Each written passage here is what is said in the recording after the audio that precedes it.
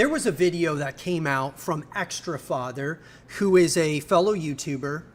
And in his, he made a video where Gears of War Reloaded is doomed or something of that nature. And I wanted to talk about this because I thought the video was really well made.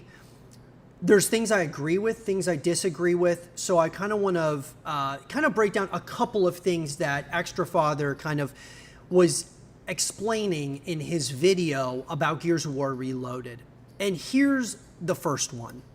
The first major thing that I thought was interesting, and he's not wrong in thinking this way, but Gears of War Reloaded is launching, obviously, guys, for the very first time, it's launching on crossplay, multi-platform, right?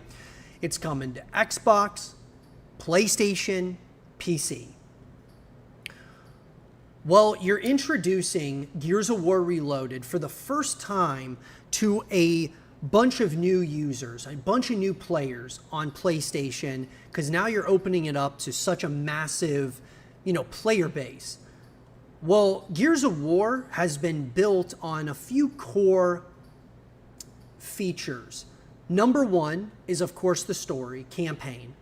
2 is multiplayer. 3 is co-op. Now, I say co-op as it's, being built on co-op. However, Gears of War 1 did not have this. That being said, though, one of the things Extra Father did say was, hey, you're going to release Gears of War Reloaded on PlayStation, but it's not going to have Horde mode.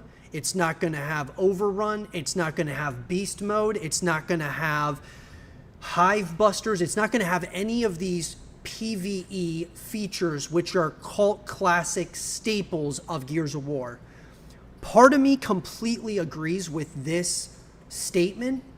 However, here's where I'm wrong. The one thing I'm wrong about, guys, is that Gears of War 1, it did have co-op, but it had co-op campaign, right? What Extra Father is saying is that the not releasing Gears of War Reloaded on PlayStation with like Horde mode, Beast mode, Overrun, Hive Busters is not giving PlayStation users the full experience. On one hand, I totally agree with this, but on the other hand, it's like, okay, look, Gears of War 1 didn't have like these co-op modes. It had co-op campaign. So them adding it is going to take more resource development from the Coalition and what they're doing with E-Day and plugging it into Reloaded. Do I think that it should have it? I absolutely do. I absolutely think that they should release Reloaded with a Horde mode, just because Horde mode is the staple co-op mode. It just is. And when you're sick and tired of being put into a blender within Gears of War's multiplayer, you can go and play the co-op modes. You can go and play Horde mode. Beast mode was incredible in Gears of War 3. Overrun. Hive Busters was interesting in its own right. Not nearly as good as some of those other modes, though. But do I see why the Coalition didn't do it? I do. I do see where they're coming from, where it's like, well, it didn't have this, so why are we going to add it, take resource and development that it's going to take, because they would basically have to completely make a Horde mode that's specifically based around Gears of War 1. And, that's going to take, instead of like kind of doing almost like a copy and paste of Gears of War back in 2006 just as a remaster, you're having to change a lot of things, right? Which is going to take a lot of time, a lot of resource, development, things of that nature. And so I understand it. But I understand the issue with it not having, some of those co-op modes. I do. I totally understand it. There were a couple other things that he brought up that were interesting to me. One of those being just the simple fact that weapon balancing, at least in the beta, were broken. There were a number of items that were broken. Hitboxes were broken in the beta. And I agree that it's an issue, right? However, it is a beta, and that's the point. The purpose of a beta is yes, it's for us to get an opportunity to play the game, but it's actually more data collection for the developer. It's more like, hey, what are we doing right? What are we doing wrong? What do we need to do different moving forward? And that's what a beta is for these developers, right? So I understand where he's coming from with the hitboxes and how off they were in a number of ways. Gears of War Reloaded, the beta, it seemed like, at least to me, when playing the beta day to day to day, and then of course one weekend to the next weekend, it felt like there were certain things that were improved upon. Like it felt like movement improved each day, or like weekend over weekend. It felt like certain things did get improved. It felt like the Coalition was doing some stuff. Like they were doing things to fix the beta in real time, day to day.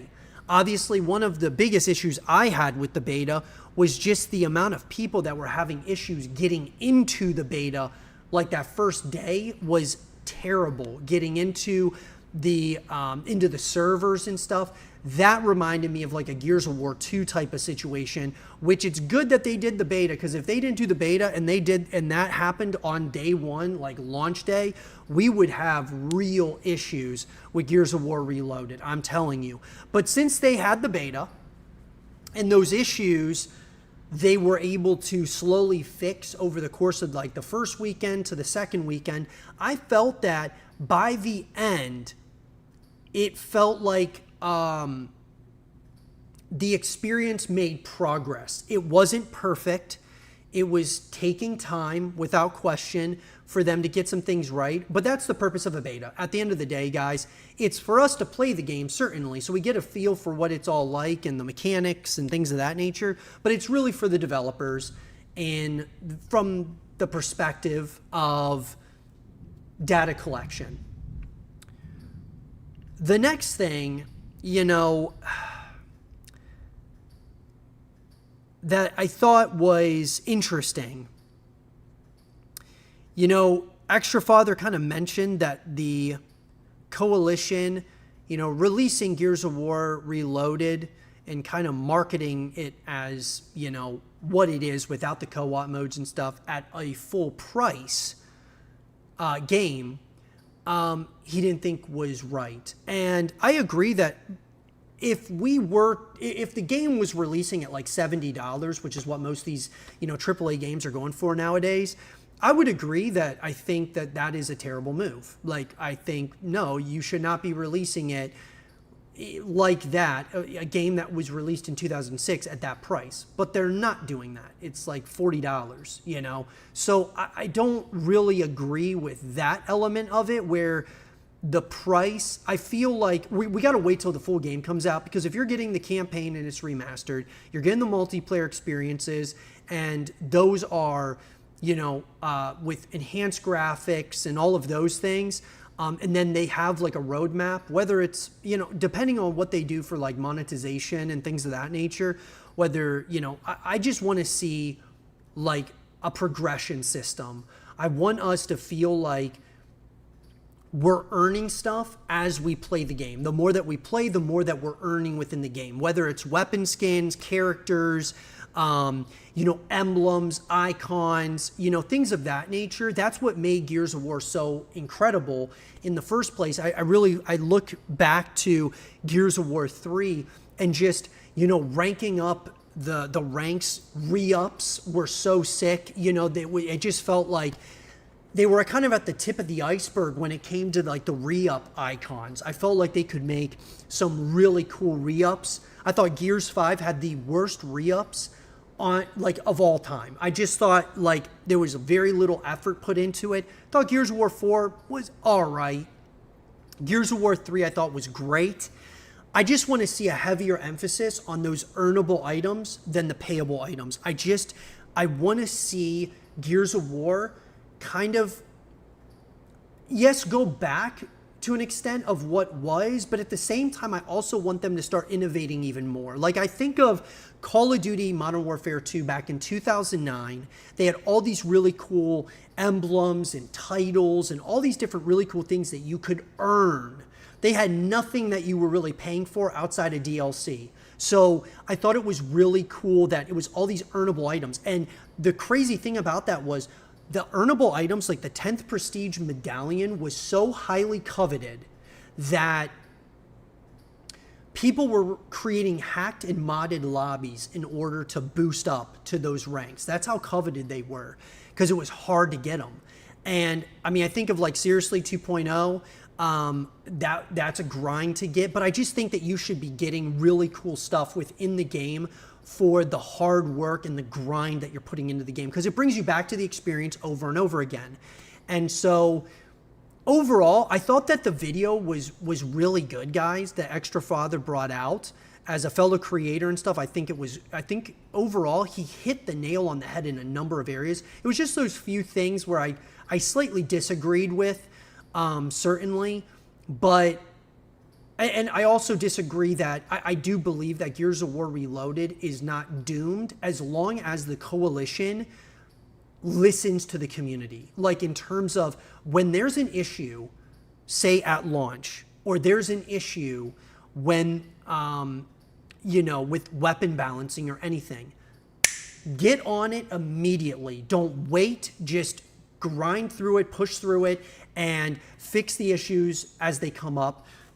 We look at companies like CD Projekt Red and what they had to deal with when Cyberpunk 2077, one of the most anticipated games of all time, released early to please investors, and we saw what happened. People were returning their pre-orders, they were canceling them. It was really, really bad. But the developer, CD Projekt Red, had two options. One was to scrap the game. The second was to lock in and make the game right. They locked in, made the game right, and I now believe that it's the greatest comeback story within gaming history, in my opinion. The only other comparison would be No Man's Sky, and I believe it's one of the greatest games ever made. Like, I think that they made it that great with the Phantom Liberty expansion, so on and so forth. And so what I'm trying to hopefully inspire is that if there are issues, just fix them, listen to the community. The community will lead you to where you need to go. And ultimately, if you listen to that community, there's going to be a really amazing light at the end of that tunnel. So that being said, though, guys, I'm excited for Reloaded. I can't wait for it. I mean, it's as a massive Gears of War fan, I believe in this franchise. I believe in what this thing can be. And I just want to see Gears of War succeed, Gears to be back for good. And I would love to hear your thoughts about it in the comment section down below. And let me know your thoughts.